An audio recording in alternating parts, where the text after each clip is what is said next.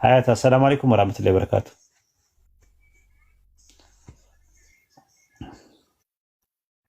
ማለይኩም ሰላም። እንዴት ናችሁ ኡስታዝ? እንዴት ነው? ሰላም ነው። ደህና ነኝ አልሐምዱሊላህ። ማሻአላህ። ቤት ለምንድን ነው የምትከፍቺው? ንጽጽር ካፊር አድሚን አድርገሽ ምናምን ለምንድን ነው እንደዛ የምታደርጊው? ሀያት ኧረ እኔ እኮ ለንጽጽር እኮ አልከፍትም እኮ። ለምንድን ነው የምትከፍቺው? ለቀን 3 ቀን ቪዲዮ አለኝ የደረሰኝ።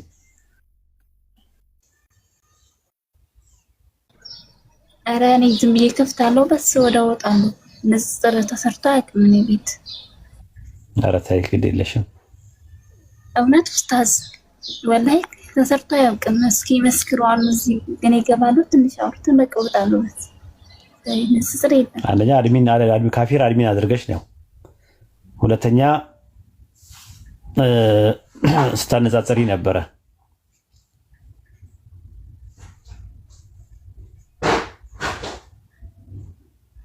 እንደዛ ተማሩ። አዳዲስ መሰልሙ ሰዎች በተማሩ ጥሩ ነው።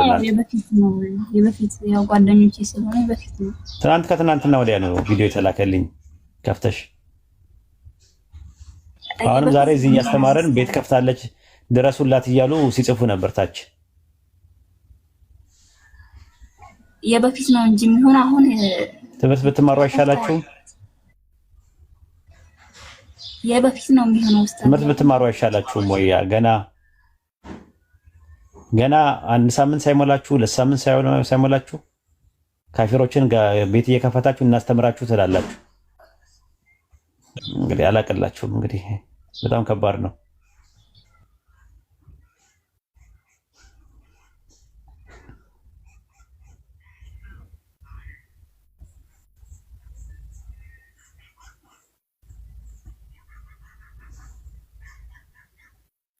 አዎ ደግሞ ምንድነው አሁን እዚህ ደግሞ ገስ ላይ ስትቀመጡ ብዙ ሰዎች ፎሎ ያደርጓቸዋል። ከዛ በኋላ ትከፍታላችሁ፣ ይገባሉ፣ ይበሳጫሉ፣ ይናደዳሉ። እኛ ጋር እየመጡ እነዚህን ሰዎች መከሯቸው፣ እናንተ ቤት ነው ያሉት ምናምን ይላሉ። ተቸገረን እኮ እኛም።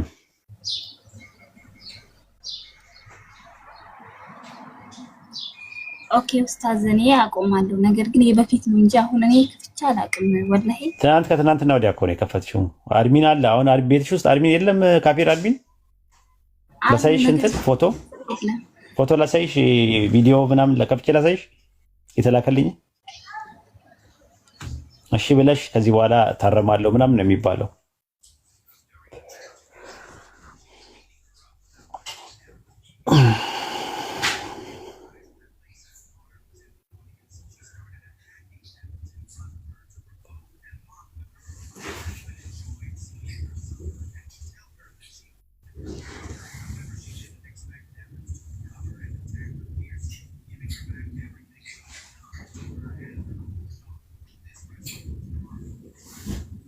ያላችሁ ኡስታዝ እናስገባ።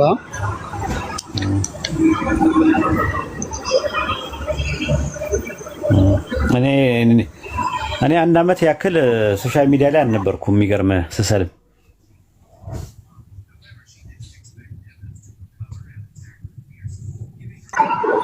ትክክል ኡስታዝ።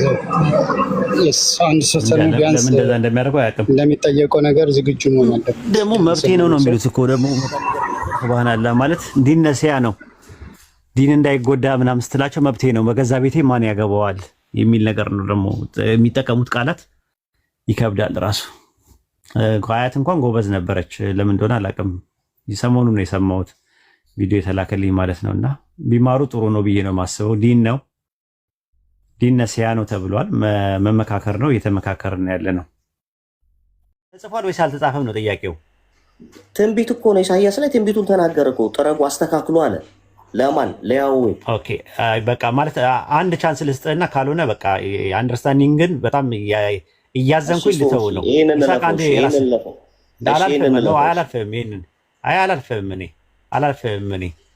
አናልፈውም ሌላ ነገር። ምክንያቱም ይሄ ካልተረዳ ወደ ሌላ ነገር መሄድ የለም። ይስሐቅ ራስን በትልቁ አድርገው አንዴ። ይስሐቅ ትችላለህ? ጊዜ አለ? ጥቅስ እያወጣ እንድናይ። ይስሐቅ አለ?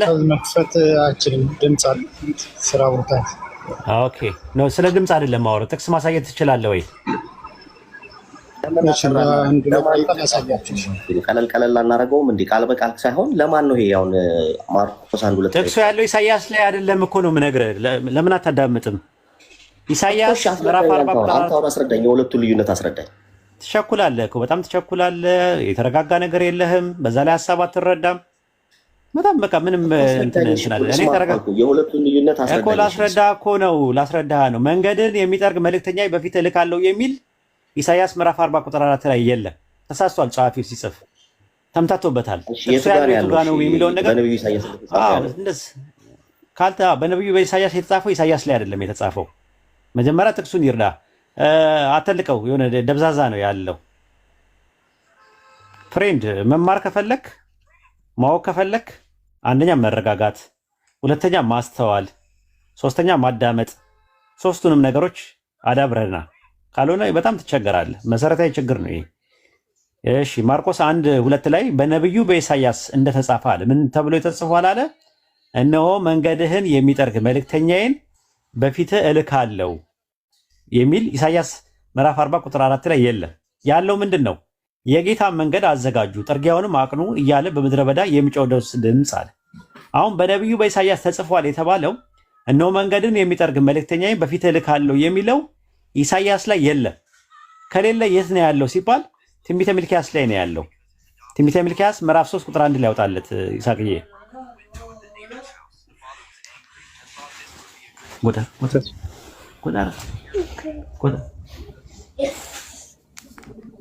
ትንቢተ ይታያል። እዚህ ጋር አቡሺ ይታያል። ሚልክያስ 3:1 ላይ እነሆ መልእክተኛዬን እልካለሁ መንገድህንም በፊቴ ያስተካክላል። እናንተም የምትፈልጉ ጌታ በድንገት ወደ መቅደሱ ይመጣል፣ የምትወዱትም የቃል ኪዳን መልእክተኛ ነው ይመጣል። መንገድን የሚጠርግ መልእክተኛ በፊት እልካለሁ የሚለው የት ላይ ነው ያለው? አቡሽዬ አቡሽ አለ ሚዩት አንሳና አለው። ምን ላይ ነው ያለው? ምን ላይ ነው ያለው? ያገኘው አሁን ኢሳይያስ ላይ ነው ያለው ወይስ ሚልክያስ ላይ ነው? ስለዚህ በኢሳይያስ ነው የተጻፈው ወይስ በሚልክያስ ነው? በኢሳይያስ ነው የተጻፈው። በሚልክያስ ነው የተጻፈው ወይስ በኢሳይያስ ነው የተጻፈው? አሁን ስታየው ያገኘው የት ላይ ነው? እነሆ መንገድን የሚጠርግ መልእክተኛ በፊት እልካለሁ የሚለው የት ላይ ነው የተጻፈው? እሺ ለማን ነው የተጻፈው? አልጠየቅኩም። እሱ መጀመሪያ ሚልክያስ ላይ ነው። ለምን አትረጋጋም? ስለዚህ በኢሳይያስ የተጻፈ የሚለው ተሳስቷል። በነብዩ በኢሳይያስ እንደተጻፈ የሚለው ተሳስቷል ወይስ አልተሳሳተም? ጸሐፊው ሲጻፍ አልተሳሳተም። በኢሳይያስ ነው የተጻፈው ወይስ በሚልክያስ ነው የተጻፈው? በኢሳይያስ። በሚልክያስ ላይ ነው ያለው ወይስ በኢሳይያስ ላይ ነው ያለው? ስታየው በኢሳይያስ ነው የተጻፈው? በኢሳይያስ ነው። መንገዳችሁን ጥረጉ ነው ያለው። ለያህዌ ነው ያልከው። መንገድን የሚጠርግ መልእክተኛ በፊት ቆይ እነሆ መንገድን የሚጠርግ መልእክተኛ በፊት እልካለሁ የሚለው ጥቅስ ያለው ኢሳይያስ ላይ ነው ወይስ ሚልክያስ ላይ ነው ያለው የተጻፈው? ሚልክያስ ላይ።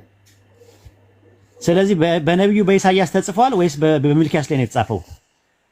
በኢሳይያስ ነው የተጻፈው። የማርቆስ 2:1 ላይ በነብዩ ኢሳይያስ እንደተጻፈው አውቀ ነው አቡሽዬ ነው አውቀ ያለ ኢሳይያስ ላይ ያለው ነው። እነሆ መንገድን የሚጠርግ መልእክተኛ በፊት እልካለሁ የሚለው ስለማመጣልን ነው። ዮሐንስ ራሱ የተናገረው ማስረጃ ስለማመጣልን ነው። እሱን አይደለም ጥያቄ እኮ ይሳቅ እስቲ አንድ አስረዳ። አሁን እኮ አንተ አስረዳኝ። ኦኬ ልክ ተጽፏል በሚልክያስ ላይ ቋልኩ፣ ግን የተነገረው መልእክት ኢሳይያስ ላይ በኢሳይያስ እንደተጻፈ ነው ያለው። በኢሳይያስ በነብዩ በኢሳይያስ እንደተጻፈ ነው ያለው። በኢሳይያስ ሁለቱም እሺ ይልል። በአንተ እንሂድ። እሺ ለማን ነው መንገድን መደበዳጣ እንዲጠርግ የተላከው? ቆይ እንጂ መጀመሪያ ይሄን መጀመሪያ አንጨርስ። ስህተቱን መና መጀመሪያ አሁን እኮ ላለመከራከር እኮ ነው፣ ላለመጨቃጨቅ አጠር እናድርገው ነው። እሺ ተስማማ። ጥቅሱ ያለበትን እያሳየው ሚልክያስ ላይ ነው እኮ አልኩህ። እሺ እኮ አልኩህ። ኦኬ ኢሳይያስ ላይ ያለው እንትን ምናምን ሚልክያስ ላይ ያለውን ነው ኢሳይያስ ላይ ይላል ያለው ማቴዎስ አይደለም ያለው። በቃ ለእናንተ ይሁን ሚልክያስ ላይ ያለው ይሁንላችሁ። ኢሳይያስ ላይ ለእናንተ ይሁን ሳይሆን ያለውን ጥቅሱ የሚለውን እነሆ መልእክተኛዬን እልካለሁ መንገድንም በፊት ያስተካክላል። አይ እናንተ ሚልክያስ ነው ያለው የምትሉ ከሆነ ኦኬ እኮ አልኩኝ። እኔ እኮ ላለመጨቃጨቅ እኮ ነው አልኩኝ። ኢሳይያስ ላይ ያለው ኢሳይያስ እንደተጻፈ ነው እንጂ ያለው በነብዩ ኢሳያስ እንደተጻፈ ነው እንጂ ያለው መጽሐፉ በነብዩ ሚክያስ እንደተጻፈው አይደለም ያለው እንዴ። ስለዚህ ቆይ ኢሳያስ ላይ ያለውን ነው ኡስታዝን አስገቡት ሲመጡ።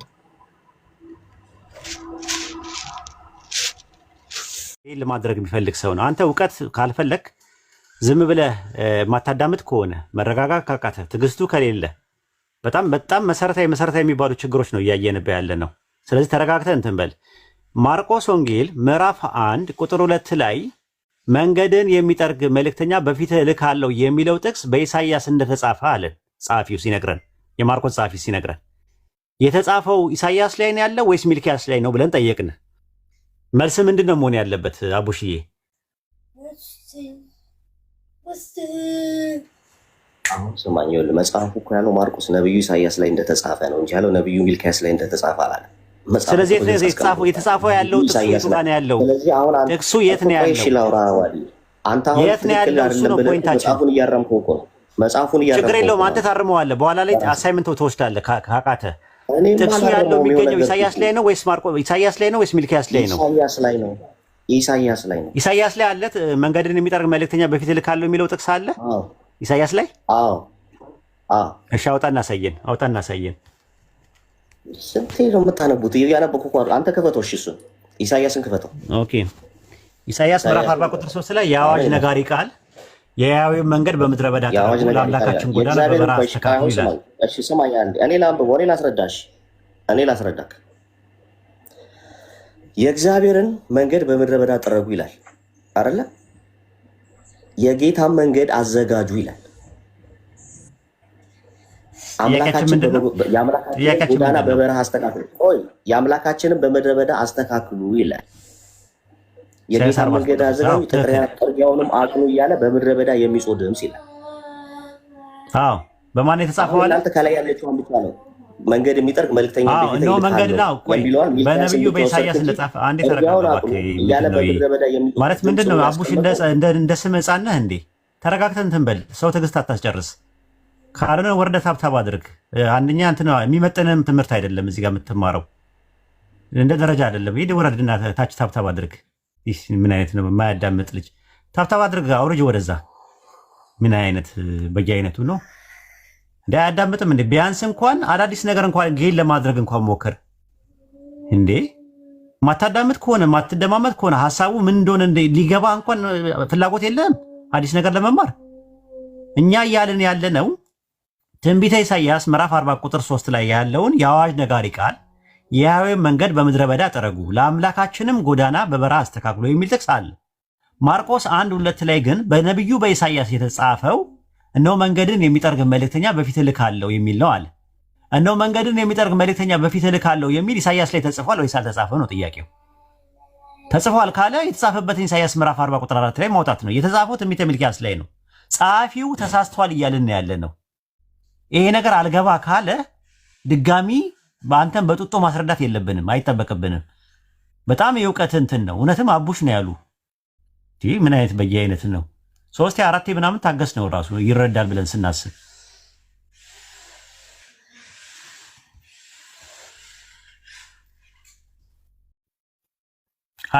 አዳዲስ ነገር ትማር ነበር። የምር አመለጠ። የምታስተካከል ከሆነ አንድ ቻንስ ልስጥህና ግባ። ካልሆነ ግን ይሄ ዝም ብሎ የጨባራ ለቅሶና ተስካር ያለው እዛ ጨባሪ ቆስ መንደር ነው። እኛ ጋር አይደለም። እኛ ጋር በኖሌጅ ነው የምትነጋገረው።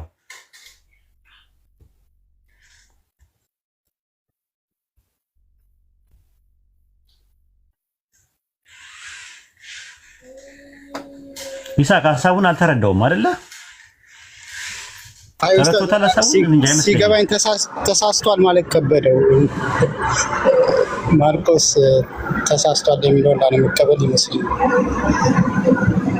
እንትኑ እሺ ይሁን በቃ አለፈው እያለ የነበረው ልክ መጨረሻ ላይ ሀሳቡ ሲገባው በቃ እሺ ይለፈዋል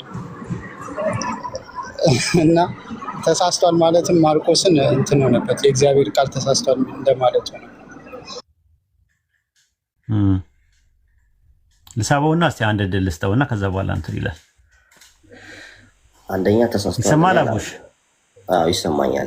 ተረጋግተህ ሀሳቡን መጀመሪያ ሲተረዳው አቡሽዬ እንደው ልለምን ባላ። እሺ አንተ እኮ አሁን እኮ ረጅም ሰዓት እኮ ያወራህ ያለው አንተ ነህ። እኔ እኮ ምንም ሳላወራ አላወራሁም፣ ግን ፖይንቱ ላይ ዝም ብለህ ሳይሆን ፖይንቱ ላይ እስቲ ለማተኮር ሞክር። አሁን አንድ እንትን ቻንስ ልስጥህ። እሺ ስማኝ። እሺ እኔ አንዴ ላውራና ከዛ ታወራለህ። አሁን ነብዩ ኢሳይያስ አንተ እኮ መጽሐፉ ተሳስቷል እያልከኝ እኮ። አዎ ተሳስቷል፣ ማርቆስ ተሳስቷል። ስለዚህ አሁን ተሳስቷል እያልኩኝ ስለዚህ አንተ አርመኸው ነው የምትነግረኝ ይሄንን መጽሐፍ ማለት ነው? ነው ያው ራስህም ታርመዋለህ እኮ አቡሽዬ። ኢሳያስ ላይ የለም የጌታ መንገድ አዘጋጁ ጥርጊያውን አቅኑ የሚል ነው እንጂ ያለው መንገድም የሚጠርግ መልእክተኛ በፊት እልካለሁ የሚል አለ ኢሳያስ ላይ በጥቅሱ መሰረት እኮ። አንተ አሁን እኮ የፈለከው ቃል በቃል እንደዛ የሚል ነው አይደለ? እንዴ ቃል በቃል ያለው ሚልኪያስ ላይ ነው እኮ አቡሽዬ አለ እኮ ላይ ሚልኪያስ ላይ አለ። እሺ እኮ አሁን ተሳስቷል አልከኝ። እሺ ይሁን እኮ አልኩ። አሁን እሺ በቃ እንለፈው። መሳሳቱን መና አልተሳሳተም ብለህ ሞግተኝ መጀመሪያ አቡሽዬ። አልተሳሳተም ስልህ እኮ መጽሐፉ እኮ በግልጽ አስቀመጠው እኮ በነብዩ ኢሳያስ እንደተጻፈ እኮ አለ እኮ ኢሳያስ ላይ አለው። ኢሳያስ ላይ አለ መልእክተኛዬን መንገድን የሚጠርግ መልእክተኛ በፊት እልካለሁ የሚለው ነገር አለ ወይ ኢሳያስ ላይ? አንተ አሁን ቃል በቃል እንደዚህ የሚል ካለለ ነው እንጂ ትንቢቱ ለማን ነው? አለ ቃል በቃል ያለው ሚልኪያስ ላይ ነው። ጸሐፊው ሚልኪያስ ስላለው ብሎ ተሳስቷል ነው የምልህ። እሺ ትንቢቱ ለማን ነው የኢሳያስ የተናገረው? እኮ እነግርሃለሁ ወላሂ እነግርሃለሁ። እሱ ቀላል ነው። ቀጥል በሱ ቀጥል። በቃ አንተ ተሳስቷል ካልከኝ እነግርሃለሁ፣ ግን መጀመሪያ ያው ተሳስቷል ሐሳቡን ተረዳው። ኧረ አቡሽዬ ተው ግን ተሳስቷል ካልከኝ በምን ልከራከርህ? እኮ መሳሳቱን መሳሳቱን እመንና ከዛ ወደዛ እንዴት ነው የማምነው? እኔ እኮ ትክክል እንደሆነ ስለማቅ ነገርኩህ። አይደለም ኢሳያስ ላይ አለ መንገድን የሚጠርግ መልእክተኛ በፊት እልካለሁ የሚለው ኢሳያስ ላይ ነው ያለው ሚልኪያስ ላይ ነው ያለው? አሁን እንደዚህ ሳወራ ትቸኩላለህ ብለህ ታስወጣኛለህ። አይደለም እንደዛ አይደለም። ሌላ ፖይንት ላይ ስትሄድ ነው ያስወጣው። መደማመጥ አንደኛ ለመቻል ሀሳቡ መረዳት አልቻልክም። መጽሐፉ ቃል በቃል ራሱ በነብዩ ኢሳያስ እንደተጻፈ ይላል። ስለዚህ በነብዩ ኢሳያስ ማርቆስ ነው የሚለው፣ ግን በነብዩ በኢሳያስ ተጽፏል እንዴ ራሱ? እሺ ሌላ ቦታ ይሄንን ቃል ሌላ ቦታ ይሄንን ቃል ላሳየህ እንደገና ዮሐንስ ራሱ የተናገረበት ምስክርነቱ ነው። ማርቆስ ላይ ነው አሁን ያለ ነው። ማርቆስ ላይ ቆንጆ ጥቅስ ስለጠቀስክ ማርቆስ 1:2 ላይ ምንድን ነው የሚለው? በነብዩ በኢሳያስ አለ እንደተጻፈ አለ። ምንድነው የተጻፈው? በነብዩ በኢሳያስ አለ መንገድህን የሚጠርግ መልእክተኛዬን በፊትህ እልካለሁ የሚል ተጽፏል አለ። አሁን መንገድን የሚጠርግ መልእክተኛዬ በፊትህ እልካለሁ የሚለው ያለው ሚልኪያስ 3:1 ነው እንጂ ኢሳያስ 40:3-4 ላይ አይደለም። ሚልኪያስ ላይ እኮ ያለችው ያቺ ብቻ ናት እንጂ የጌታ መንገድ አዘጋጁ አይልም፣ ጥርጊያውን አቅኑ አይልም፣ በምድረ በዳ የሚጾም እኮ አይልም እኮ ከስር ያለው ነው። ከስር ያለው ነው። እስማማለሁ እኮ ይኸውልህ የአዋጅ ኢሳያስ ላይ የአዋጅ ነጋሪ ቃል አንዴ ታዳምጠኛለህ። የያህዌ መንገድ በምድረ በዳ ጥረጉ፣ ለአምላካችን ጎዳና በበረሃ አስተካክሉ የሚል ጥቅስ አለ ኢሳያስ 40:3 ላይ። እነሆ መንገድን የሚጠርግ መልእክተኛ በፊትህ እልካለሁ የሚለው ቃል ኢሳያስ 43 ላይ አለ።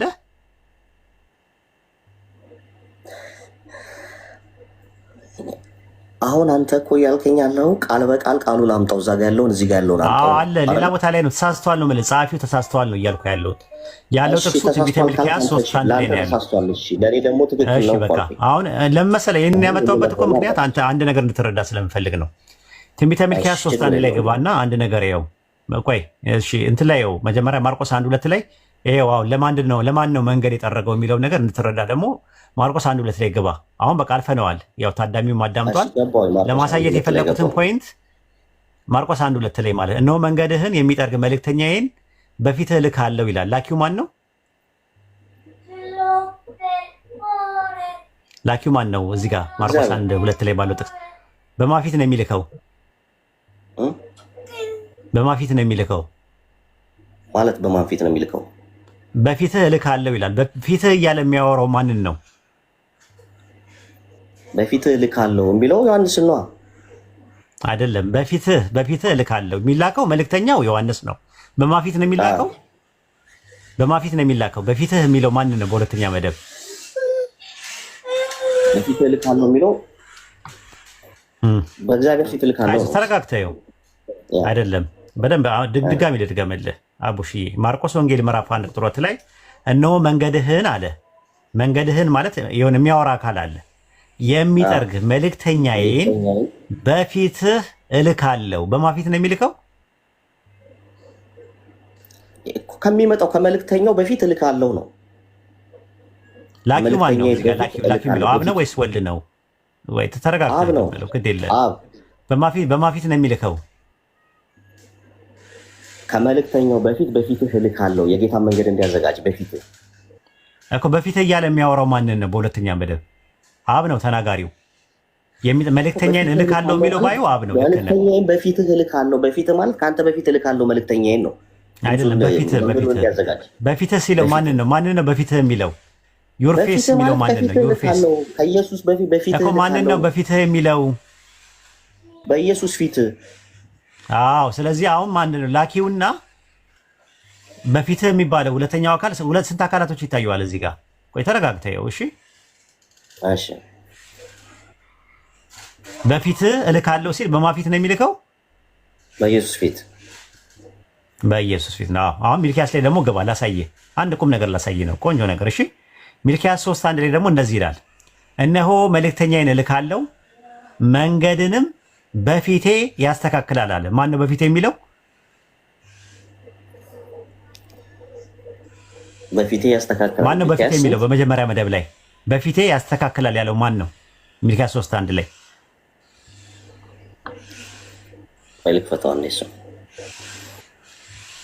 እሺ አይዞህ፣ እኛ እንድታውቁ እንድትማሩ ነው የምንፈልገው እንጂ የሆነ የጭቅጭቅና የንትርክ አባዜ በፍጹም አልተጸናወተንም።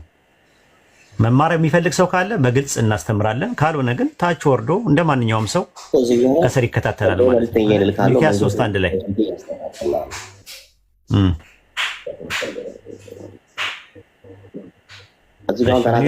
ላይ አብ ነው አይደል ተናጋሪ? ቅድም አብ ነው ብለኛል። መልእክተኛዬን እያለ የሚያወራው ማን ነው? መልእክተኛዬን እልካለሁ የሚለው ማን ነው አልክ ቅድም? አብ ነው አይደል? ለወልድ ሲነግረው በማፊት አለ በፊትህ እልካለሁ አለ። በፊትህ አለ፣ በኢየሱስ ፊት እልካለሁ አለ። አሁን ደግሞ ምን አለ እዚህ ጋር ደግሞ ሚልኪያስ 3:1 ላይ በምን እልካለሁ አለ እንዲያስተካክል።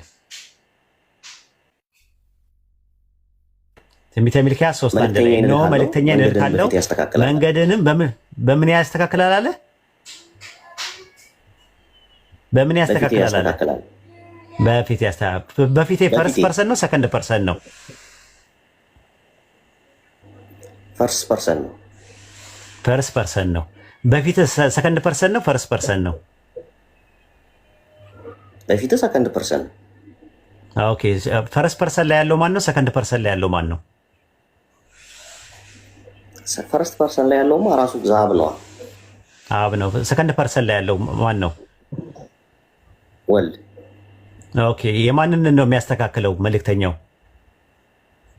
የኢየሱስን። በማን ፊት ነው የሚያስተካክለው?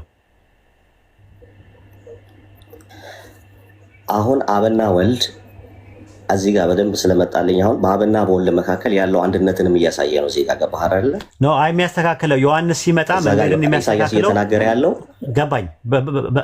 ተረጋግተህ አንዴ አቡሽዬ። በማንና በማን ፊት ነው መንገድ የሚያስተካክለው? ለማንና ለማን ነው መንገድ የሚያስተካክለው? መልእክተኛው ዮሐንስ ሲመጣ በማንና በማን ፊት ነው የሚያስተካክለው? ለማንና ለማ? ለአንዱ ለእግዚአብሔር ለኢየሱስ ነው የሚያስተካክለው። እሱ በፊት ያስተካክላል ነው ያለው። ለአብ ላይ ነበር ቀደም። ለአብና ለወልድ አይደለም የሚያስተካክለው? ለማንና ለማን ነው የሚያስተካክለው? አቡሽ ለኢየሱስ ነው ያስተካከለው ዮሐንስ። በፊቴ ያስተካክላል አለ። አብ በፊቴ ያስተካክላል አለ። ቅድም በፊቴ አለ፣ አሁን ደግሞ በፊቴ አለ። በፊቴና በፊቴ የሚለው ነገር አብና ወልድን ያሳያል ከተባለ ዮሐንስ መንገድ የሚያስተካክለው ለማንና ለማን ነው? ኦኬ። ስለዚህ ለሁለቱን ያስተካከለው ለአብና ለወልድን ያስተካከለው እያልከኝ ነው? ያው የአብና የወልድ መንገድ አንድ ነው ራሱ መንገዳቸው። መንገድ የሚለው ነገር የአስፋልት መንገድ አይደለም። በዚህ አውድ ላይ መንገድ እያለ የሚያወራው ቆይ አንዴ አቡሽዬ፣ መንገድ ወይም ጎዳና እያለ የሚያወራው ፍካራዊ እንጂ ማርያ አይደለም። ያ መንገድ ምንድን ነው የሚለውን አዲስ ኪዳን ላይ በደንብ በግልጽ የተነገሩ ነገሮች ስላሉ እናየዋለን። ነገር ግን የሚያስተካክለው መጥቶ በማና በማፊት ነው? በማና በፊት አይደለም እኮ። አሁን የሚያስተካክለው የኢየሱስን መንገድ ጥርጊያ ነው ሲያስተካክል የነበረው ዮሐንስ። እንደ መጽሐፍ ኖ በፊቴ ይላል፣ በፊቴ ያስተካክላል ይላል፣ በፊትህም ያስተካክላል ይላል። ስለዚህ በማና በማፊት ነው የሚያስተካክለው እኮ ራሱን እኮ ነው። አሁን እኮ ትንቢተ ኢሳያስን ያመጣውልህ ራሱ ያህዌ እንደሆነ ነው መንገዱ የተጠረገለት። ይሄኛው መጀመሪያ ጨርስ። ኢሳያስ ላይ ያለው ቀላል ነው። ራሱ ኢሳያስ 40 ቁጥር 3 ላይ ያለው ስለ አብ ነው የሚያወራው። እሱን ነው የምልህ። ያህዌ የሚለው አብን ነው የሚያመለክተው ባይብል ላይ። አሁን ይሄንን ለመረዳት ማርቆስ የአብና የወልድን መንገድ ነው የሚያስተካክለው። ኢሳያስ ላይ የተስተካከለለት መንገድ የተጠረገለት ማን ነው? ራሱ አብና ወልድ ነው። አብና ወልድ ናቸው። የመጣው በማን? አብና ወልድ ነው። ኢሳያስ ላይ ስለ አብ ነው የሚያወራው። ኢሳያስ ላይ የሚያወራው ስለ አብ ነው የሚያወራው። አቡሽ አታዳምጥም እንዴ? የተጠረገለት ማን ነው? አሁን እኮ የተጠረገለት ማን ነው? አጠር ስናረግ መንገድ የተጠረገለት ሲባል መንገዱ የሁለቱም ነው። የአብና የወልድ መንገድ ነው። ሁለቱም የተጠረገው መንገድ ማለት ሁለቱም የመጡት ስለ መምጣት አያወራም። ስለ ኢሳያስ 40 ላይ ስለ መምጣት አያወራም። 40 ቁጥር 3 ላይ የአዋጅ ነጋሪ ቃል የያዌን መንገድ በምድረ በዳ ጠረጉ፣ ለአምላካችን ጎዳና በበረሃ አስተካክሉ ይላል። ስርጓቁጡና ሸለቆ ቀጥ ይበል፣ ተራራና ኮረብታ ዝቅ ይበል። ተራራና ኮረብታና ስርጓቁጡና የኢሳያስ እኮ በዮሐንስ እኮ ተፈጽሟል። ግን የማንን መንገድ እንዳያስተካከለው? ቆይ አንዴ፣ የኢሳያስ ትንቢት አልተፈጸመም። ከባድ ነው ከአንተ ጋር ማውራት ከባድ ነው። በቃ ይብራብህ። እንደዛ ከሆነ ይብራብህ እኮ የማንን መንገድ ነው ያስተካከለው? በቃ እንትን በለው፣ አስቀምጡት፣ ታች አስቀምጡት። የማንም ያስተካከለው የአብና የወልድን እያልኩ ተመልሰህ ትዳረቃለህ። እንዲህ ምን አይነት ልጅ ነው? በፊቴ እያለ በፊትህ የሚለው ለአብና ለወልድ ነው ብለኸኝ፣ ኢሳይያስ ምዕራፍ 40 ቁጥር 3 ላይ ያለው ስለ አብ ነው የሚያወራው። ያህዌ አብ ነው። የያህዌን መንገድ በምድረ በዳ ጥረጉ፣ ለአምላካችን ጎዳና በበረሃ አስተካክሏል። የአብ መንገድ ነው። እዚህ ጋር ደግሞ አዲስ ኪዳን ላይ ስንመጣ የወልድ መንገድ ነው። ማርቆስ 1:2 ላይ በፊትህ የሚል ነገር አለ። ሚልክያስ 3:1 ላይ በፊትህ የሚል አለ። በፊትህ የሚለው አብን ነው፣ በፊትህ የሚለው ወልድን ነው ከተባለ መጥምቁ ዮሐንስ መንገድ መጥቶና የጠረገውና ያዘጋጀው የአብና የወልድን መንገድ ነው። የአብና የወልድ መንገድ ምንድን ነው ተብሎ ቢጠየቅ አንድ ሰው ቀላል ነው ራሱ መልሱ ማለት ነው። ምንድን ነው መልሱ የሚሆነው ሲባል መልሱ አንድና አንድ ነው የሚሆነው። መዝሙረ ዳዊት ምዕራፍ 18 ቁጥር 1 ላይ የያህዌ መንገድ ጠብቅ ያለው በአምላኬም አላመፅኩም። መዝሙረ ዳዊት 18:30 ላይ የአምላኬ መንገድ ፍጹም ነው አለ። ስለ ትእዛዝ ነው የሚያወራው። መንገድ ማለት ትእዛዙን ያመለክታል። ዮሐንስ ወንጌል ምዕራፍ 12 ቁጥር 49 ላይ እኔ ከራሴ ያልተናገርኩምና የላከኝ አብ እርሱ የምለውና የምናገረውን ትእዛዝ ሰጠኛል። የአብና የወልድ ትእዛዝ አንድ ነው፣ ከራሱ ያመጣው ነገር አይደለም። ዮሐንስ ወንጌል ምዕራፍ 14 ቁጥር 24 ላይም የምትሰሙት ቃል የላከኝ እንጂ የኔ አይደለም አለ። ስለዚህ የኢየሱስ ያመጣው ትእዛዝ ዮሐንስ ወንጌል 17:8 ላይ የሰጠኝን ቃል ሰጥቻቸዋለሁና አለ፣ እነሱም ተቀበለዋል። ኢየሱስ በስጦታ ያገኘውን ቃል መንገድ ተብሏል። ትእዛዙ መንገድ ተብሏል። ስለዚህ ዮሐንስ መንገድ የጠረገው ለማን ነው? ለአብና ለወልድ ነው። የአብንና የወልድን መንገድ ነው የጠረገው። የአብና የወልድ መንገድ አንድ መንገድ ነው። ትእዛዝ ነው። ስለ ትእዛዝ ነው የሚያወራው መንገድ እያለ፣ ስለ አስፋልት መንገድ አይደለም የሚያወራው። አይ ቲንክ በጣም በቀለል አድርጌ ላስረዳ ነበር የፈለኩት። አንተ ግን በቃ እንትን ፕሪሰፖስት የሆነ አንደርስታንዲንግ ይዘህ ነው የምታወራው። አዝናለሁ እንዲህ አይነት ሰዎች በምድር ላይ በመበራከታቸው። እንዲህ እንደዚህ የሚያዳምጡ ሀሳብ አንደርስታንድ ሀሳብ የሚፈሩ ሰዎች በመብዛታቸው ያሳዝናል። ይስሐቅ ቀጥል። ጀዛከላ ኸይር። ግልጽ ነው። ሚልኪያስ ለኢየሱስ ነው ከተባለ በፊቴ መንገድንም በፊቴ ያስተካክላል ካለ መልእክተኛዬን ብሏል። መልእክተኛ ካለ ላኪው ማን ነው? አብ ነው ሊሆን ይችላል። ስለዚህ መንገድንም በፊቴ ሲል እየተናገረ ያለው ላኪው ከሆነ ላኪው ደግሞ የኢየሱስ አብ ከሆነ በፊቴ ካለ ደግሞ አብ ነው ተናጋሪ ማለት ነው። ስለዚህ በፊቴ እያለ ያለው እዚህ ጋር ሚልኪያስ ለአብ ይሆናል። ስለዚህ ለአብና ኢየሱስ ፊት ሲባል መንገድ የሚለው የወልድ በፊት የሚለው ፐርሰን ነው። ገባ? ፐርሰን ሁለት የተለያዩ ፐርሰኖች ናቸው። እዛኛ አንደኛው ላይ በፊትህ ይላል፣ አንደኛው ላይ በፊቴ ይላል። በፊቴ ሲል የራሱን ነው አብ። ስለዚህ የማንን ነው የሚያስተካክለው? የማንን መንገድ ነው የሚያስተካክለው? በፊቴ ካለ የሁለቱንም መንገድ ነው የሚያስተካክለው። የሁለቱን መንገድ ካስተካከለ ኢሳይያስ ምዕራፍ 40 ቁጥር 3 ላይ የያህዌ መንገድ የሚለው ያህዌ የተባለው አብ ነው ፖይንታችን የሞገትን ያለ ነው። ስህተቱ እንዳለ ሆኖ ማለት ነው። ሚልክያስ 3:1 ላይ እንዳለ 3:1 ላይ ያለውን ሲጠቅስ ራሱ በትክክል እንኳን አልጠቀሰውም። በኢሳይያስ እንደተጻፈ ብሎ ነው ያለው፣ ግን በኢሳይያስ ላይ አይደለም የተጻፈው። ስህተቱ ከዛ ይጀመራል። ከዛ በኋላ ስህተቱ ችግር የለውም። ስህተቱን አንድ ሰው ካመነ ደግሞ ቀጣይ ነው። ለማን ነው መንገድ የጠረገው? ዮሐንስ የጠረገው ለአብም ለወልድም ነው መንገድ የጠረገው። መንገዱ ምንድን ነው? የአስፋልት መንገድ ነው? የኮብልስቶን መንገድ ነው የሚያወራው? አይ አይደለም። ፍካራዊ ነው፣ እማራዊ አይደለም፣ ሊትራል የሚወሰድ አይደለም። አልጎሪካል ነው፣ ሲምቦሊካል ነው፣ ኢላስትራቲቭ ነው፣ ፊገራቲቭ ነው እየተናገረ ያለው እና ያንን ነው እኛ እያለን ያለ ነው። እና ልጁ አንደኛ የመረዳት እንትኑም ያሳዝናል። የምር አሳዘነኝ። እንዴት ሻይ ቁጭ ብሎ እንዴት እንደሚጠጣም አላውቅም። አይዶን ነው ማለት ምን ማለት ነው? ይሳቅ አንድ ጊዜ ቁጭ ብለው ጓደኛሞች አይዶን ነው ማለት ምን ማለት ነው ብሎ ጥያቄ ጠይቀዋል። አላቅም አለው። አይ ብታውቅ እኮ ነው የሚገርመኝ አለ። እንዴ ስለማቅማ ነገርኩ እኮ አላቅም ብለኝ የለ ወይ እኮ አይዶን ነው ማለት ምን ማለት ነው ብለህ ጠየቀኝ። አላቅም ብዬ መለስኩልህ እኮ። ታዲያ ስለማታውቅ እኮ ነው። ብታውቅማ ትመልስልኝ ነበረ። አንድ ሰዓት ነው የተከራከሩት። መልሱ አላቅም እኮ ነው እኮ። በቃ መለስክልኝ እኮ። ካላወቅን መች አስገደድኩ?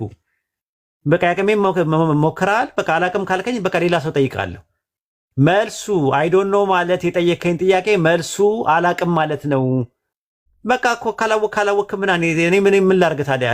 እኔ እኮ አላቅም ስትለኝ እሺ ነው ያልኩ። ከዚህ በላይ ምንድን ነው ያልኩ? ቆይ እኔ ለምንድን ነው እንደዚህ የምትሆንብኝ ይለዋል። አንድ ጊዜ ደግሞ ሁለት እንትን ይላሉ። ዋይ ማለት በእንግሊዝኛ ምን ማለት ነው ሲለው ለምን አለው። አይ ለማወቅ ፈልጌ ነው አለው። እኮ ለምን አለው። ለማወቅ ፈልጌ እኮ ነው እያልኩ ነው። ያማል እንዴ አለው። እኮ መልሱ ለምን እያልኩ ነው። ለምን ትለኛለህ? ዋይ ማለት ምን ማለት ነው ብዬ ነው የጠየኩ። መልስ ካለ ስጠኝ። መልስ የለህም። መልስ ቢኖርህ ትመልስልኝ ነበር ይለዋል። አይ ዋይ ማለት ምን ማለት ነው ብለህ ጥያቄ ጠይቀኝ፣ በእንግሊዝኛ የነበረውን በአማርኛ እየመለስኩልህ ነው አለው። ሲለው እኮ ዋይ ለምን ብለህ መጠየቅ የለብም፣ ዝም ብለህ ነው መመለስ ያለብህ። ምክንያት ምን ያደርግልሃል? ለማወቅ ነው አልኩ። ለማወቅ ነው እያልኩ እያስረዳው አንተ ተመልሰህ ደግሞ ዋይ ማለት ምን ማለት ነው ስለ ለምን እያልክ ለምን ታደነቆረኛለህ ብለው ሲጣሉ ነበር። እንዴት ነው የምትግባቡት ከእንደዚህ አይነት ሰው ጋር? አረ ኡስታዝ ወዲና አሪፍ ክርክር እና አሁን ልጁ እንደዛ ነው። አቡሽ እንደዛ ነው የሚጠይቀው ጥያቄ ልመልስለት ነው። አልመልስልህም አላልኩም፣ ግን ሀሳቡን እንድትረዳው ነው ብዬ የተቻለኝን ያክል ጥረት አደርግ ነበረ። እና አብና ወልድ ነው የሚያስተካክለው ዮሐንስ አለ። ኦኬ እንደዛ ከሆነ በቃ መልሱ ተመለሰ ማለት ነው። ስለዚህ ኢሳይያስ ምዕራፍ 40 ቁጥር 3 ላይ ያህዌ እያለ የሚለው አብን ነው የሚያመለክተው፣ ወልድን አይደለም የሚያመለክተው። ለሁለቱም መንገድ የሚያስተካክል ከሆነ ስለ አብ ነው የሚያወራው። ለምንድን ነው እንደዛ ያልክበት ካልከኝ መዝሙረ ዳዊት ምዕራፍ 132 ቁጥር 11 ላይ ይዩት።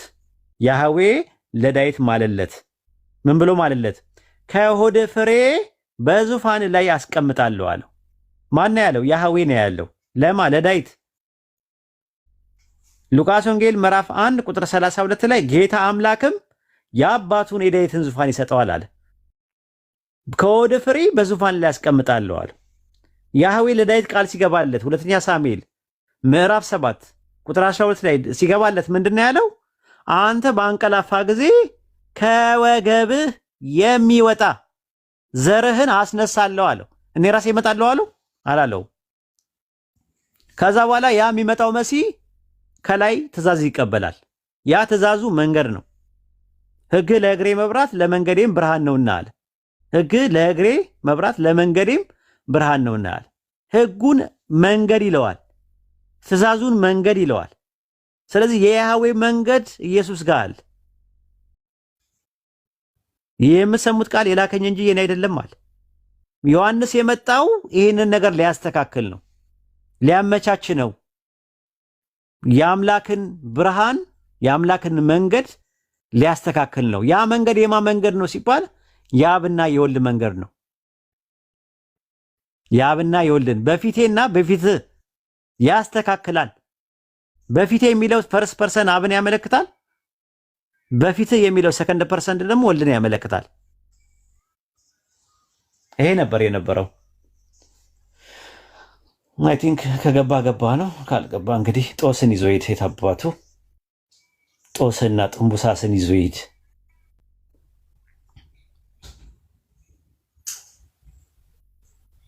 አሰላሙ አለይኩም ወራህመቱላሂ ወበረካቱ። ወአለይኩም ሰላም ወራህመቱላሂ ወበረካቱ። ድምፅን ከፍ አድርገው።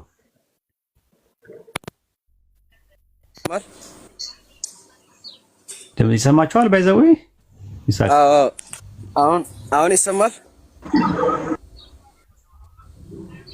ርቃ ትንሽ ድምጽ ቀረብ ብላ አውራሽ። እሺ አሁን ይሰማል? ደህና ይሻላል ከቀደሙ። እሺ እንዴት ናቸው ኡስታዝ? ሰላም ነው አለ አልሐምዱሊላህ። እውነት ለመጀመሪያ ጊዜ ነው ካንተ ጋር ስወጣ ካንተ ጋር ስናገር ማለት ነው። በጣም ደስ ብሎኛል እና በጣም ነው የምወድህ። ትምህርቶችንም በጣም ነው የሚመቹኝ። አንተ ስታነጻጽራቸው የክርስትና እና እስልምና ስታነጻጽር ማለት ነው በጣም ደስ ይለኛል። አላህ ያበርታህ፣ አላህ እድሜን ያጠውልልህ ኢንሻአላህ። ኢንሻአላህ ዱዓ አድርግልሃለሁ። በጣም ነው የምወድህ እላለሁ። በጣም አድናቂህ ነኝ። ኢንሻአላህ አላህ የበለጠ ይወደድህ። ዱዓ አድርግልኝ። እሺ ወንድሜ፣ ሁላችሁም በጣም ነው የምወዳችሁ እህት ወንድሞች። እሺ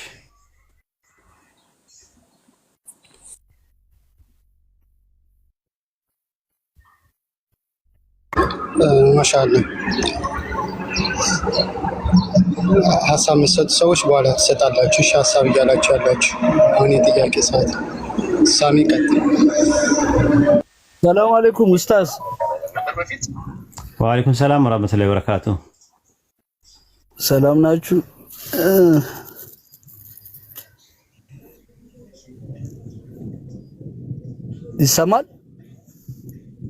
ይሰማል አልሐምዱሊላህ። ስለ ሞባይል ረሱል የተናገሩትን እነግራቸዋለሁ ብለህ ነበር። ዋው ሌላ ቀን በትንቢት በሚል ለብቻው እነግራቸዋለሁ። መርሐባሽ። ያው ትንቢቶቹን ፈልጌ ነው።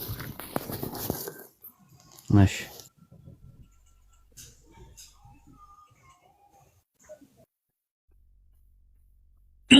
ሰላም አለይኩም ወራህመቱላሂ ወበረካቱ። ኡስታዝ ሌሎቻችሁም ሰላም አለይኩም ወራህመቱላሂ። ሰላም ነው? ወአለይኩም ሰላም ወራህመቱላሂ ወበረካቱ። እንዴት ነው ኡስታዝ? ሰላም ነው? ሰላም ነው?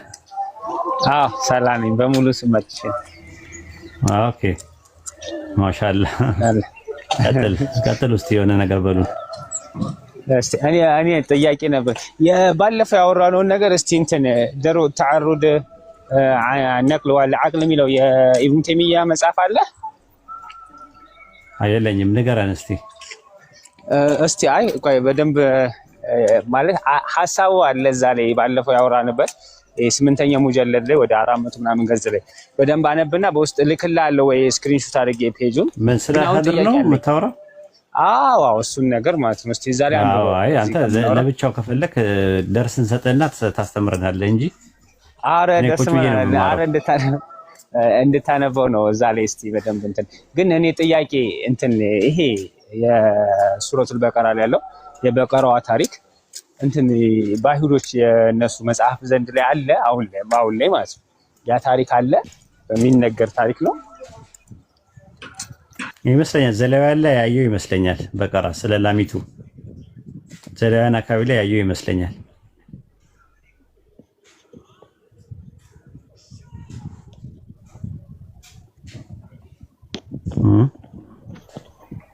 ሲጀዛከላ ማለት አለ ነገር ሐሳብ አለ ለማወቅ ስለ ቀይ ዋጊደር ምናምን አንድ ጽሑፍ ላዘጋጅላችሁ። ቀይ ዋጊደር በሚል አይሁዳኖች የሚጠብቁት ስለ ላሚቱ ምናምን ጋር ከላሚቱ ከበቀራ ጋር ሶስተኛው ቤተ መቅደስ ጋር ምናምን አያይዤ አንድ ጽሑፍ ወይ አዘጋጅላችኋለሁ ጊዜ ሲኖረኝ። እንዴ ኡስታዝ ቆይ ይሄ ከአሁን ታሪክ ሲወራ ነበር ቀዩ አላም ምናምን ትዳር ተገኝታለች ማለት ነው። ይሄ በቀራ ላይ ካለው ጋር ይገናኛል እንዴ? የነበረው ለእርዳታ የሚፈልጓት ላሚቱን ምናምን ነገር ይላል። የላሚቱ ምዕራፍ በደንብ አድርጌ ከዛ ጋር ከዘሌዋውያን ጋር አገናኝቼ አሁን ካለው በጣም ከእንትኑ ጋር ከቀይዋ ጊደር ጋር ምናምን ነገር ከሚታደረው ጋር ሶስተኛው ቤተ መቅደስ ከመሲሁ ደጃል ጋር እነሱ ከሚጠብቁት እነሱ መሲ ብለው የሚጠብቁት አለ ራሱ መሲ ነው ብለው የሚጠብቁት ራሱ የእስራኤሉ ፕሬዚዳንት ማን ነው? ጠቅላይ ሚኒስቴሩ ማን ነው ስሙ? ኔታንያሁ አሁኑ ያለው ነው። ኔታንያሁ ነው ቢንያም ነው ምናምን የሚባለው እሱ የሚያማክረው የነበረው ቤንጃሚን የሚባለው ማለት ነው። ቤንጃሚን የእሱ ራባዩ በጣም በሚገርም ሁኔታ እንደዛ ነበር እንትን የሚለው የነበረው እና በቅርብ ቀን እንደሚመጣ እሱ የመጨረሻ ንጉስ እንደሆነ ምናምን ነግሮት ነው እንትን ያለው እና መጨረሻ ላይ ግን ሊሞት አካባቢ ላይ በመገለጥ አይቼው ብሎ ደብዳቤ ጽፎ ምናምን ነገር ኢየሱስ ነው መሲሁ ኦልሬዲ መጥቷል ተሸውጃለሁ ምናምን ብሎ ነው ጽፎ የሞተው። አልሰማም ይሄ ነገር ዓለም ላይ አይሁዶችን ዓለሞችን በጣም ሲያናጋቸው ነበር። ገና ሄዶ ማለት የመጨረሻው አንተ ነህ ብሎት አንተ የመጨረሻ ጠቅላይ ሚኒስቴር አንተ ነህ፣ ከአንተ በኋላ የሚመጣው መሲያችን ነው፣ መሲሁ ይረከባል፣ ለእሱ አዘጋጅ ብሎት ነው እየታገለ ያለው እና ሶስተኛ ቤተ መቅደስ ምናምን የሚሰራበት ለዛ ነው። እና ራባዩ ግን ሞተ በኋላ ላይ ራባዩ እንትኑ ማለት ነው የአይሁዳውያን ሊቅ መጥቶ አንተ የመጨረሻ ነህ፣ በቃ አንተ ለሱ ነው እንትን የምትለት ኦልሬዲ በህይወት ታገኘዋለህ፣ አንተ በህይወት እያለህ እሱ ይመጣል መሲሁ ይመጣል ብሎ ከዛ ይመጣል ብሎ እየጠበቁት ከዛ እንትኑን አጠሩት። አክሳ ያለበት አክሳ በነገራችን ላይ ያ የወርቁ እንትን ጉልላት ያለው አይደለም፣ ዶሙ ሮክ ዶም የሚባለው እሱ አይደለም፣ ወደዚህ ያኛ ያለው ነው። አክሳ ታውቀዋለህ አይደል? አዎ ያቺ ከዛ ሙስሊሞች እንዳይገቡ ተደርጎ ታገደ አይተው ከሆነ እና እዛ ላይ ነው ሶስተኛ ቤተ መቅደስ ይሰራል። እሱ ሙስሊም መግባት አይችልም። እሱ ላይ ኦኬ ከፈረሰ በኋላ ነው የሚሰራው። እሱ መፍረስ አለበት ምናምን ሲሉ ሰማ። እሱን ሊያፈርሱት አፍርሰው እሱ ላይ ነው የሚሰሩት ቤተ መቅደስ፣ ሶስተኛው ቤተ መቅደስ ብለው የሚሰሩት ሰርድ ቴምፕል ብለው የሚሉት ማለት ነው። እና ሊያረግ እያዘጋጀ እያለ ሰውየው ሞተ። ሲሞት ኑዛዜው ላይ ወረቀቱ ላይ ምን ይገኛል? ኦልሬዲ በቃ የዛሬ 2000 ዓመት የነበረው የናዝሬቱ ኢየሱስ እሱ ነው መሲህ ተገልጦልኛል ምናምን ብሎ ሞተ ማለት ነው። ኦኬ በቀሯ ድጋሚ ትታረዳለች ብለው ነው የሚያምኑት ማለት ነው። በፊት ያረዳል በቀራ አሁን እርዳ ቁሞ የለም መስዋዕት የለም። ያለ ቤተ መቅደስ ይቻላል መስዋዕት። ኦኬ ቤተ መቅደስ ይቻላል። እና አሁን እቺ ሊጠብቋት ቀይዋ በቀራና ያኛው ቀይ በቀራ እነሷ ሳምር ምትሆናት ያቺ በቀራ እንደ በቀራ ማለት ያው እንትን ነው ጥጃ ማለት ነው። አሁን ጥጃዋ አለች ጊደሯ አለች ቀይዋ ጊደር ብለው የሚጠብቋት እሷን ነው። ሱረት በቀራ ላይ ያለችዋን እና እዛ ዘሌዋውያን ላይ ያለችዋ ኢንሻአላህ በደንብ በጽሁፍ ደረጃ አዘጋጅላቸዋለሁ ጊዜ ሲኖረኝ ኢንሻአላህ። እሺ ኡስታዝ ኢንሻአላህ እጠብቃለሁ።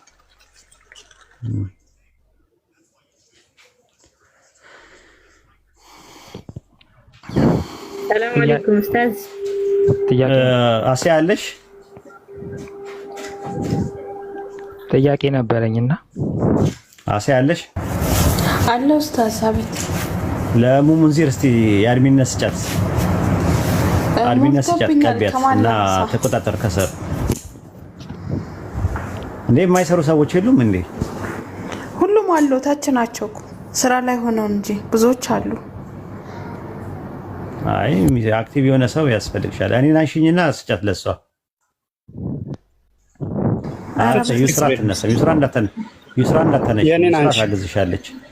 አይ አሲያ የኔን አንቺ እንዳይነሳ። አይ ላላላ ለኔ እንደዛ አይደለም ያልኩት። እኔን አንሺኝና ስጫት የኔን አረሳዝ የኔን ተሰራ ችግር የለም። አሲያ የኔን እንትን እንዳይሆን እኔን አንሺው። አይ የማንንም አላነሳም። ቆይ የአንድ ሰው ላንሳና ሙሙንዚር ካልመጣች አነሳባታለሁ። የሚመጣ ሰው አክቲቭ አድርጊያ።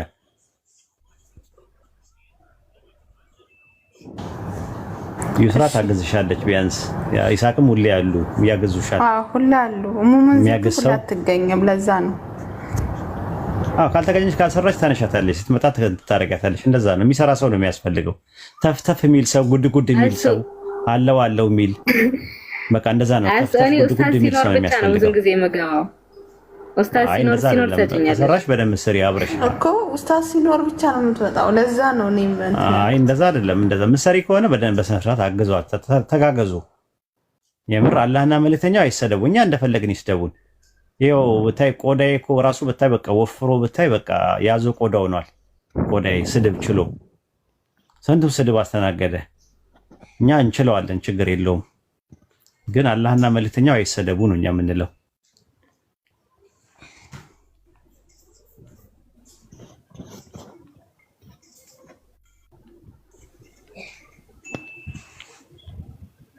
እሺ ኡስታዝ እሰጣታለሁኝ። አንድ እጄ ላይ ስራ አለ እንትን ልበልና የሆነ ሰው አንስቼ እሰጣታለሁ። ቀጥሉ። እሺ እስከዛ ማለት ነው የጀማ 692 ሰው አለ። ኡስታዝን ፎሎ አድርጉት። ሌላው ደግሞ ኡስታዝ ፕሮፋይል ገብታችሁ ኮፒ ሊንክ አድርጉ። እሺ የሚለቀውንም ቪዲዮ ሪፖስት፣ ሼር፣ ላይክ አድርጉ። እሺ ግዴታ መሄድ አለበት። አካውንቱን ደግሞ አሳድጉት። ያላ ጥያቄ መጠየቅ ይቻላል?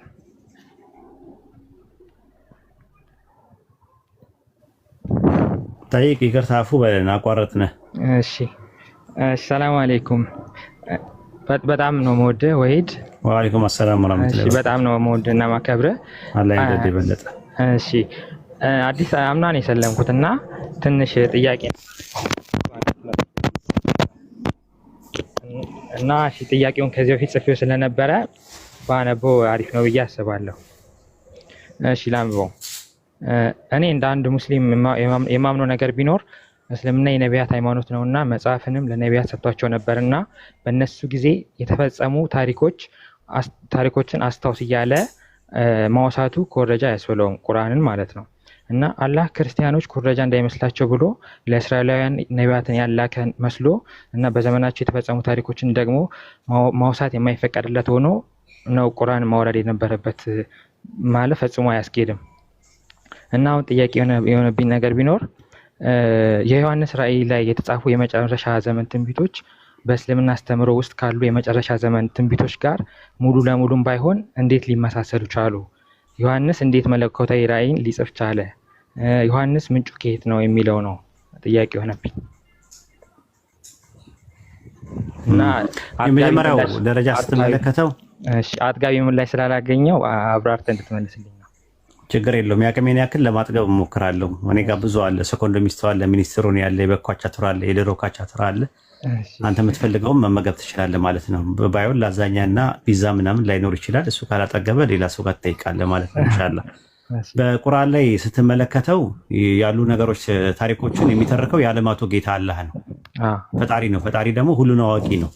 የሩቅ ነገር ሚስጥሮችን ሁሉ የሚያውቅ ነው።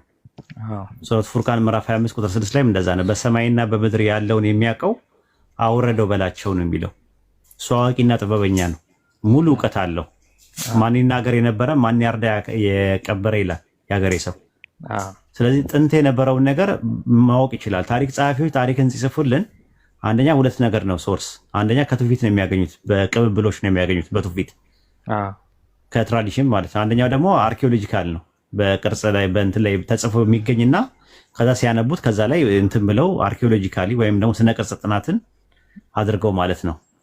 ነገር ግን የዓለማቱ ጌታ አላህ ከአህለል ኪታቦች ሊኮርጅ አይችልም። ለምንድን ነው የማይኮርጀው ብለህ ስትል ዘፍጥረት ላይ ያለው ታሪክ የተዛባ ታሪክ ነው ያለው። ለምሳሌ በዘፍጥረት ላይ በዮሴፍ ዘመነ የነበረው ንጉስ ፈርዖን እያለ ነው ባይብል የሚጠራው። ፈርዖን እያሉ እንደሚያወሩት ይናገራል። ፈርዖን የግብፅ ነገስታት ፈርዖን የሚባል ነገር ስያሜ የተሰጠው በራምሴ ጊዜ ነው፣ በሙሴ ጊዜ የነበረው ነው። ሱረት ዩሱፍ ሙሉን ስለ ዮሴፍ አለይሂ ሰላም ሲናገር የሚስር ወይም ደግሞ የግብፅ የነበረው ንጉስ ፈርዖን እያለ አይጠራውም፣ ፊርዓውን እያለ አይጠራውም። ሲኮረጅ እንደዚህ አይነት ጥፋቶችን አብሮ መኮረጅ ነበረባቸው። ኦሪት ዘፍጥረት ምዕራፍ 37 ቁጥር 9 ላይ ስትመለከተው ዮሴፍ ህልም አየ፣ ፀሐይና ጨረቃ 11 ከዋክብት ለእኔ ሲሰግዱልኝ አየዋል።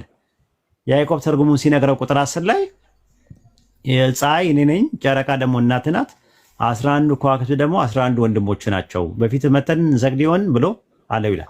ትንቢት ነው። ከዛ ንጉስ በነበረበት ሰዓት ላይ ሰገዱ። በትንቢቱ መሰረት ማና ማን የሰገዱት? ፀሐይ ሰገደ፣ ያዕቆብ ሰገደ፣ 11 ከዋክብት ሰገዱ። ጨረቃዋ ግን አልሰገደችም። ጨረቃዋ ማናት? ጨረቃዋ ማናት? እናትየው ናት። ለምንድን ነው ያልሰገደችው? ምክንያቱም ታውቃለህ? አላውቅም። ሞታ ነበረ፣ የለችም በህይወት። ታሪኩ እንደዛ ነው የሚያወራው። ቁርአን ላይ ሱረቱ ለዩሱፍ ምዕራፍ 12 ቁጥር 4 ላይ ፀሐይና ጨረቃ 11 ከዋክብት ለኔ ሰግዱልኝ አየው ብሎ ቁጥር 100 ላይ እናትና አባቱ ሰገዱለት ይላል። ነበሩ። በቁርአን የሚናገረው እናትና አባቱ እንደነበሩ ነው በትንቢቱ መሰረት። ትንቢት ነው። ጨረቃ የተባለችው እናት ናት ከተባለ ጨረቃ ስትሰግድልኝ አየው በተባለው መሰረት እናቱ ሰግዳለታለች ወይስ አልሰገደለችለትም ነው? እንኳን ለሰገደለት በህይወት ያልነበረች ሞታለች።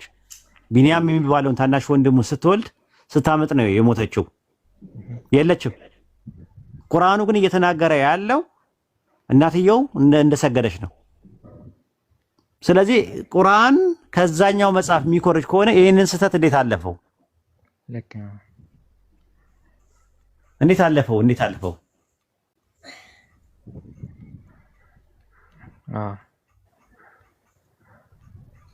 ግልጽ ነው።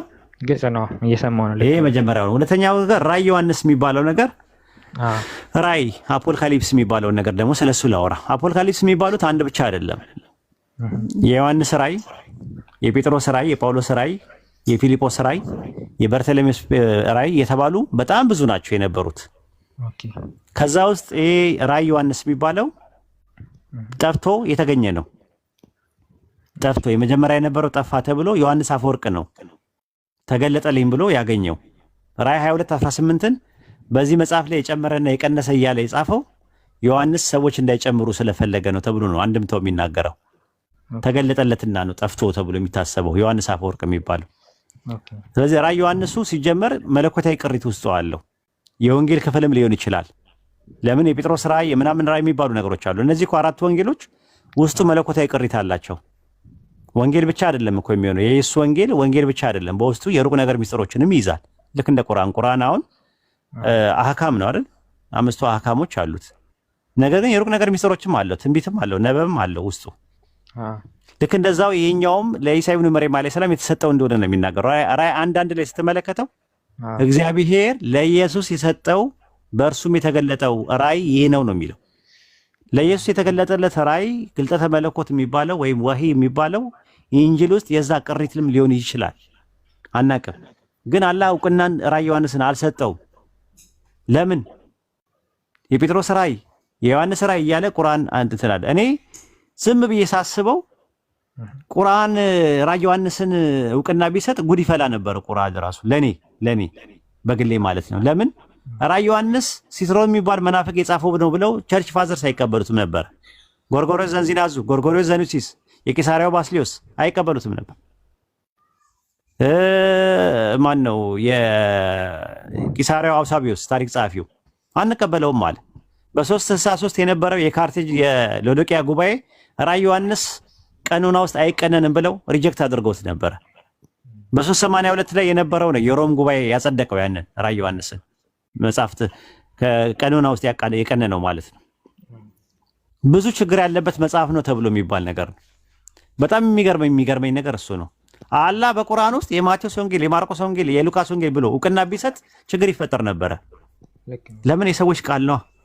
የሰዎች የታሪክ ጸሐፊዎች ናቸው እነዛ ሰዎች የጻፉት። አላህ እውቅና የሰጠው ለእርሱ የሰጠውን ነው። ሱረቱ ማይዳ ምዕራፍ 5 ቁጥር 46 ላይ ተመልከተው። ለኢሳ ኢብኑ መርየም ኢንጂልን ሰጠ ነው ይላል። ሱረቱ ሐዲድ ምዕራፍ 57 ቁጥር 27 ላይም ለኢሳ ኢብኑ መርየም አለይሂ ሰላም ምን ሰጠ ነው?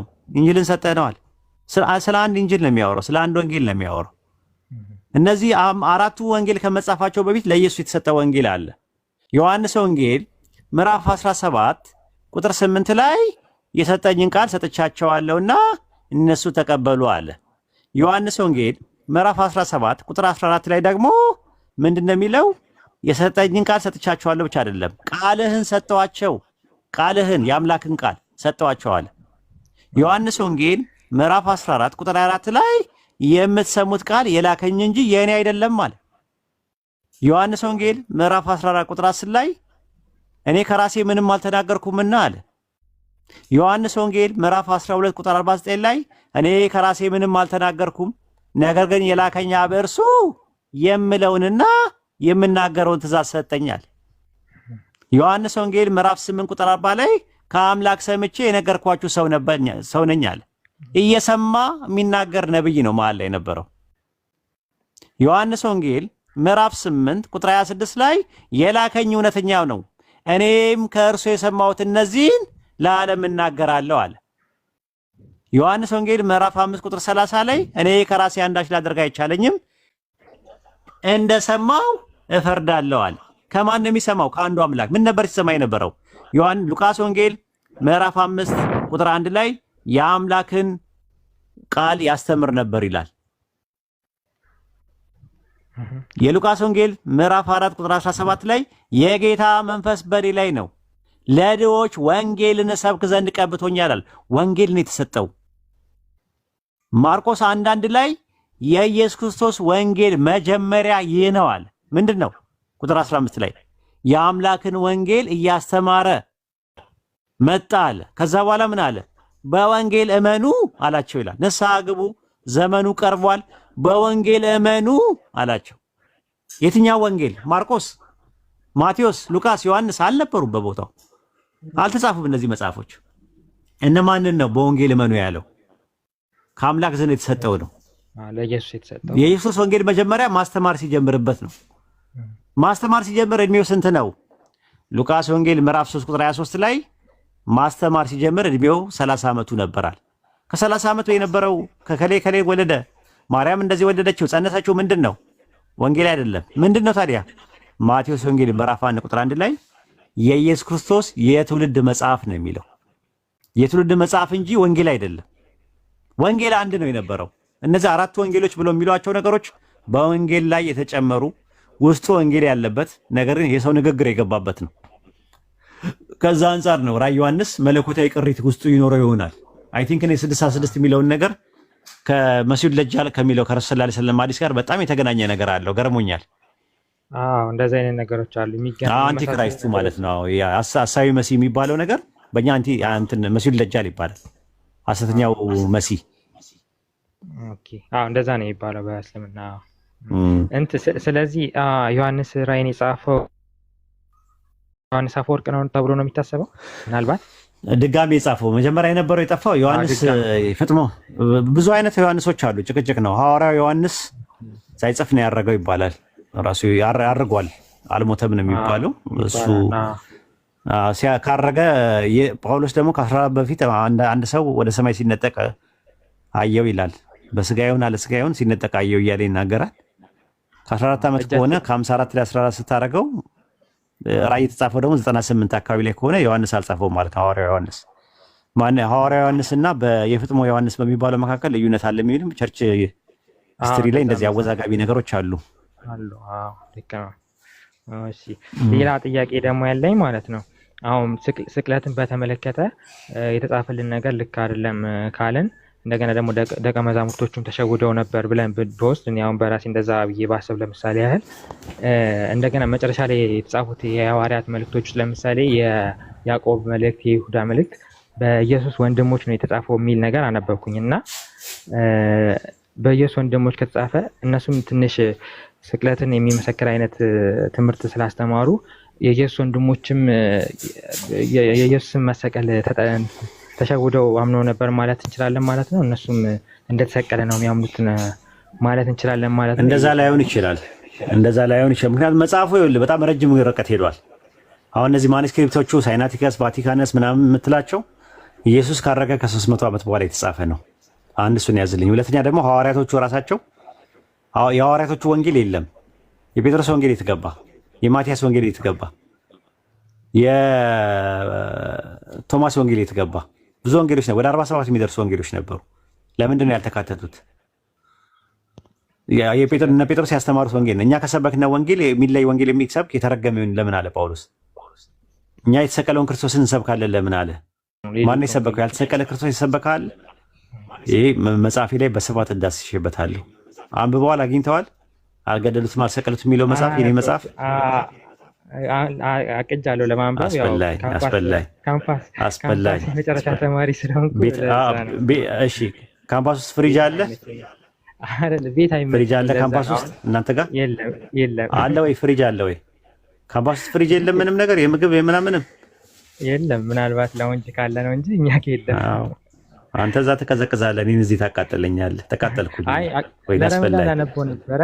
ያው ማንበብ አይቀርም። አለ እጅ ላይ አለ መጽሐፉ? የለም እጄ ላይ የለም። የት ነው ያለኸው? አሁን አዳማ ነው የምቆየው። አዳማ ነው ምንም ልሄድ የምችለው። አሁን ለሁለት ቀን ነው ለሳላ ወይ ለአሲያ ስልክን አስቀምጥልኝ እልክልሃለሁ። አዲስ አበባ ስልክልሃለሁ። እሺ እቀበላት። ግን አሁን ከፋሚሊ ጋር ነው ያለሁት እና ፕሮቴስታንቶች ናቸው እና ከ2 ወር በኋላ ነፃነት የማገኘው ብዬ ነው ማስበው።